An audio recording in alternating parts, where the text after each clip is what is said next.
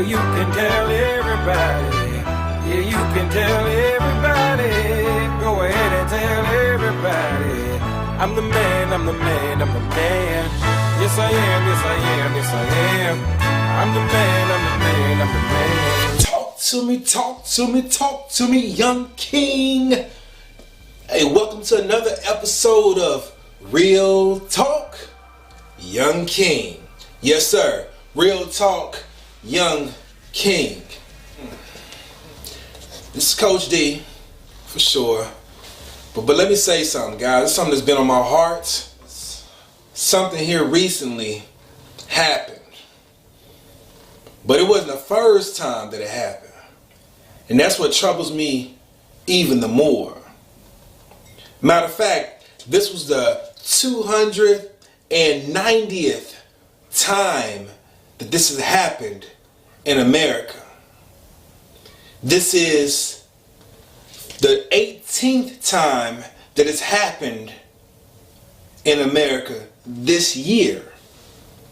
290th time that it's happened over a 5-year span since 2013. But the 18th time in just this year alone. What am I talking about? The school shooting that took place on February the 14th, 2018, down in Parkland, Florida. There was a 19-year-old kid who had went into the school with his very own legally purchased AR-15 assault rifle. And he gunned down 17 human beings, most of which are kids or students that were at the school, but a couple of them were teachers. And he wounded another 15 of them. And no telling how many people were drastically affected directly by what he did. All the many people that had to deal with the aftermath, not just the students, not just the parents of the students, not just the friends, not just the teachers, not just the friends and family of the teachers, right? I'm talking about there's Americans that are affected. Why? Because of one person's choice, one person's error in judgment. Now, many of people are negatively affected. So today, hey, we got to talk about some stuff. Like, real talk. Let's talk about some things. And before we even jump further into this thing, I want you to take a real close look. What is it that you see right there? For some of you guys, you know what this is. And one. Like, you've seen this before, but listen, this is bigger than basketball. This is bigger than a clothing line, a brand for a clothing line. It's bigger than that. And one. Think about it for a moment. Now, my question for you, who is your and one? Because there's some issues that we're dealing with that are too big for one man. There's some problems, there's some challenges that we're facing, and they are too big for one person to handle on their own. Too big. Who is it that you can actually trust? Who is it that you're rolling with? Who is it that you're connected with? Who is it, young king? Who is it that you can trust to help you when stuff gets hard, when things get tough and things are rough for you? Like, who is it that you can trust to help you? As men, if I can be honest, like, just real talk, as men, we have this tendency of letting pride get the best of us. We have this tendency of tripping over our own egos. Now, I can't ask for help, because if I ask for help, then I'm going to appear to be weak. I'm going to appear to be less than the man. For real? Hey, for real? You're going to appear to be less than a man by asking for help? Come on, young king. No. You're not going to appear to be weak by asking for help. But let me ask you this. How many times does this even sound familiar to you? I'm good. I don't need any help. Nah, everything is straight. Like, everything will be okay. Nah, that's all right, man. No, really. No, don't worry about it. Don't worry about it. I'm good. Does that sound familiar? Yeah, I know it does. You know why? Because hey, that was me at one time. And even if I can be honest, again, even to this day, I still do that from time to time when I know I need to be getting help. You understand what I'm saying? So I'm not just telling you to do this thing, but this right here is going right back to me, Coach D. Listen, this is something that we have to do, guys. Find out who your AN1 is. Let's start talking. Let's start having those conversations. Let's have that dialogue. Hey man, listen, for real, this thing is heavy, bruh. Hey mom, dad, this is heavy. Hey teacher, coach, hey, this is heavy. Will you help me? I'm struggling. Help me, please. A closed mouth doesn't get fed, right? We talked about it. A closed mouth doesn't get fed. So all I'm saying is, who is your and one? Who is it? Because truth is, you really do need help. Truth is, you really don't have it. Truth is, you're not straight and it's not working itself out too well. Because if it was, I wouldn't be making the decisions that I'm making now that clearly show an error in judgment. This is important. Who's your and one? Cool? Alright. Now, how about a little story time? I know you guys are too old to be doing story time, but still, let me share a story with you.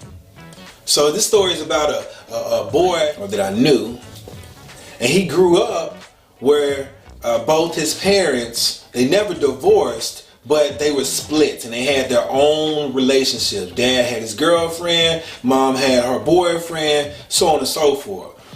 This boy had a younger brother that went with him pretty much everywhere. So when they went 2 weeks over to mom's, he was there. When they went over 2 weeks over to dad, he was there. You got me? Mm-hmm. Nonetheless, when they would go over to the mom's house, he started to notice, man, hey, mom is here, she loves us, that's cool, da da da da. But as they got older, they started to see that mom became more and more inconsistent.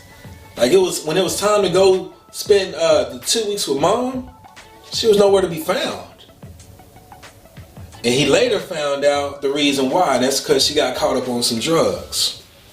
But then the times he spent with dad, when they went over to their dads, he started to see, man, you know what, dad he's cool. Like he makes sure that we got a roof over our head, we got somewhere to sleep. He makes sure that we got food to eat, that we have some clothes, right? Like he provides for us. But dad, he was more physically present than he was emotionally connected. Like there was no strong bond with the kids, right? So he said good examples of providing for the family, but not good examples in other areas. And that was one of them, the connection. Some other bad examples that he had said was that he was a player. He was abusive to women. Yeah, he hit on women. He had some addictions. And truth of the matter, he wasn't staying true to his relationship with the Lord. But nonetheless, the dad had got to the point where he said, you know what, let me turn some things around because things aren't too good, in my life. And so he began to turn that corner.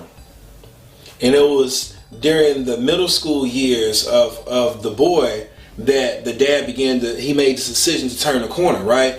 And so as he started to turn the corner, now that bond that the boy had always wanted, he's starting to get, right? Him and his dad are really starting to talk things through. I mean, like everything that he wanted. The dad's trying to know who his best friends are. He wants to be introduced to his girlfriend. Dad is involved with the activities. Like, what activities are you up to now? How do you play this instrument that you're learning how to play? And I'm like, he's really spending time with him. He's gelling. He's bonding.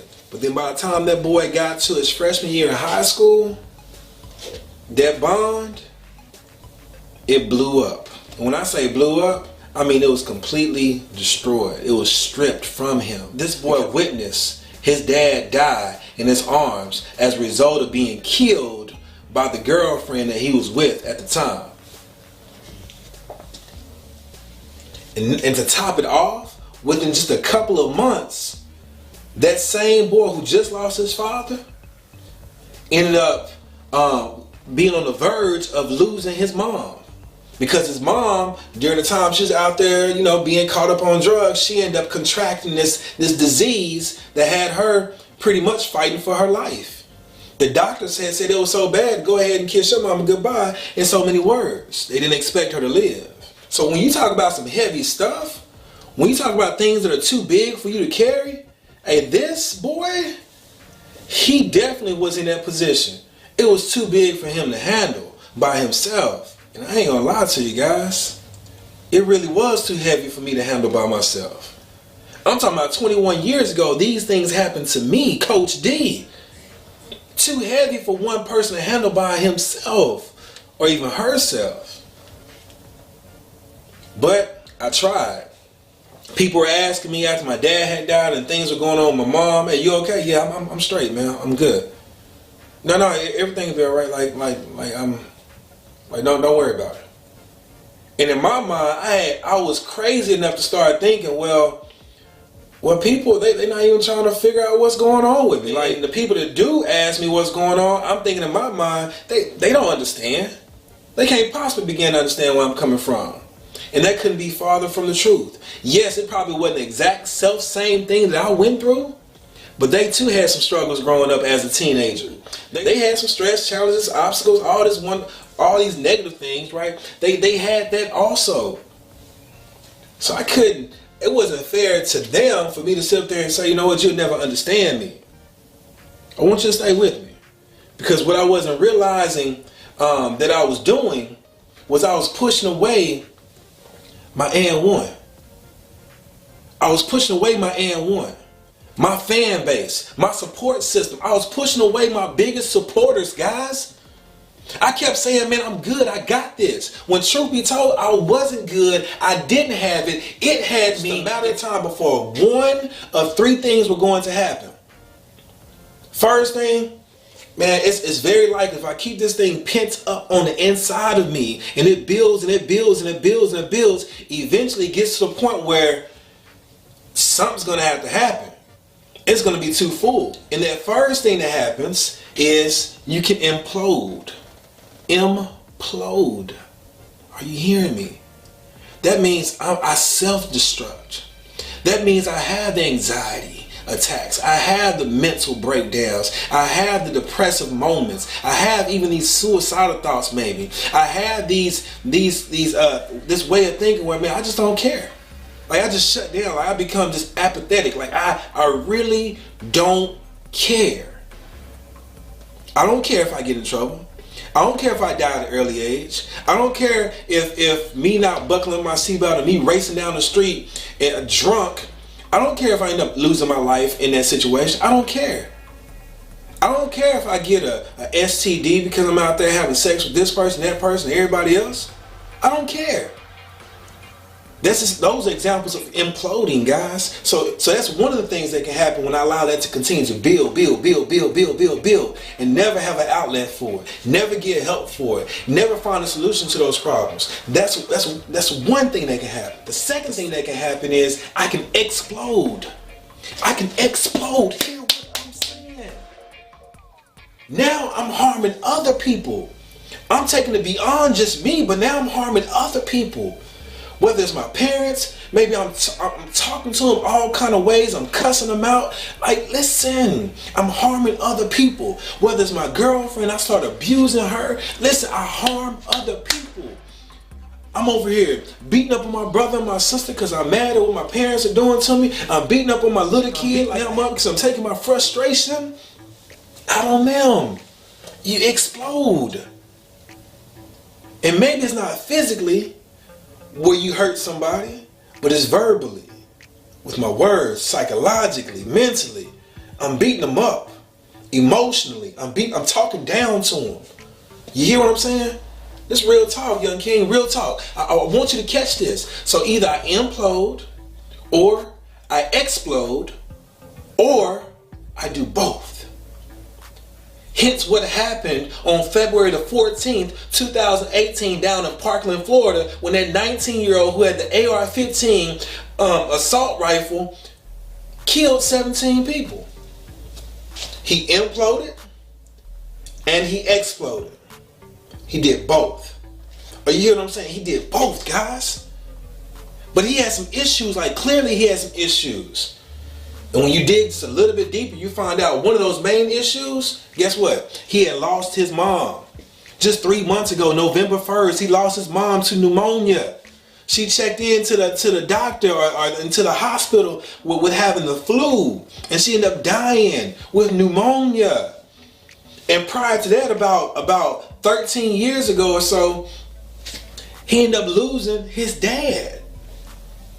So now he lost both parents. And truth be told, those weren't even his biological parents. Those were adoptive parents, which means he had lost his biological parents before he was even born.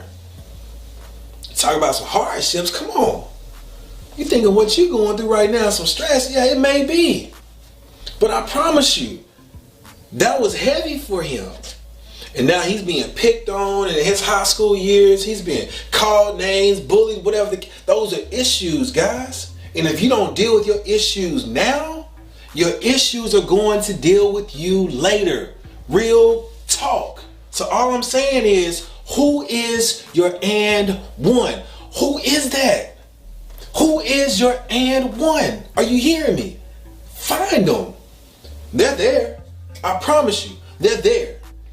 You know how you keep pushing mom and dad away? Say, man, they'll never understand. Man, nobody gets me. I'm the only one that's in this thing. I'm in this thing by myself. No, you're not.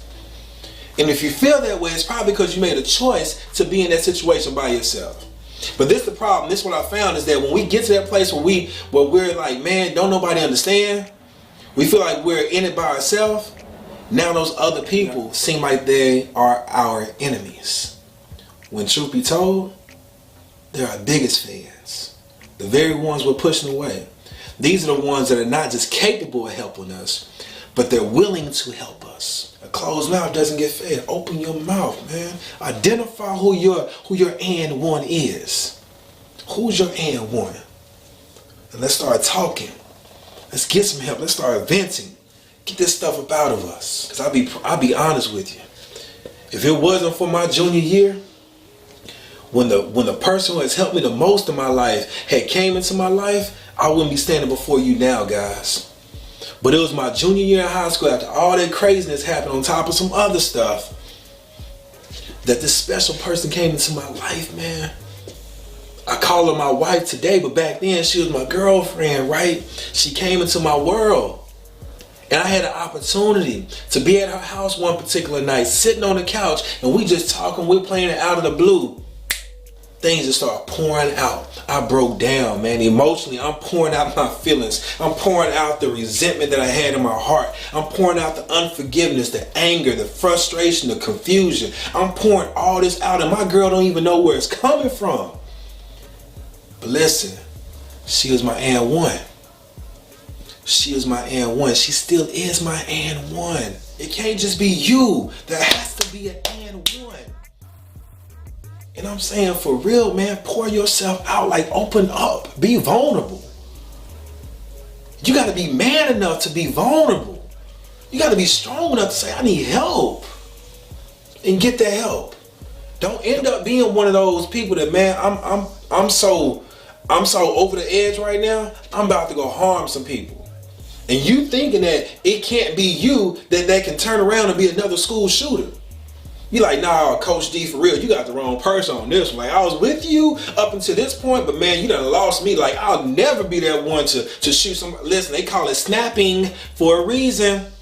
They call it snapping for a reason. Real talk, they call it snapping for a reason.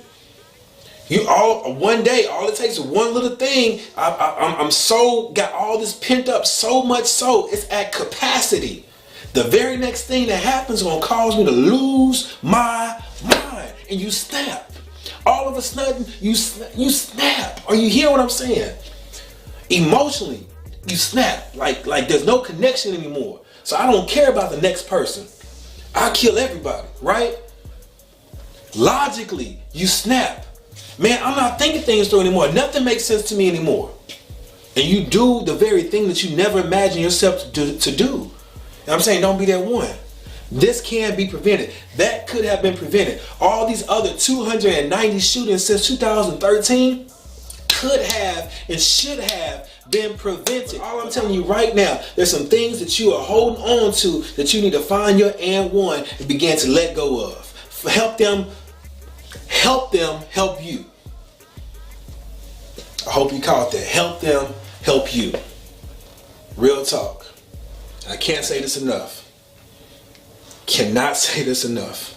You are valuable, young king. You are valuable. We need you. Your family needs you. Your friends, they need you.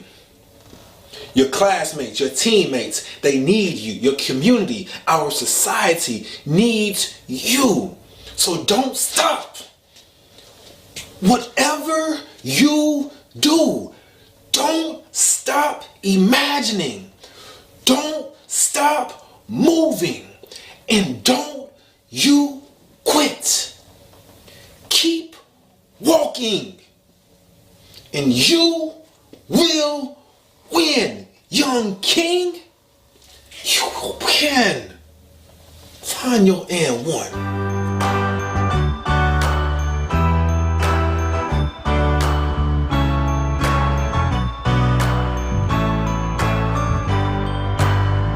Well, you can tell everybody. Yeah, you can tell everybody. Go ahead and tell everybody. I'm the man, I'm the man, I'm the man. Yes I am, yes I am, yes I am. I'm the man, I'm the man, I'm the man.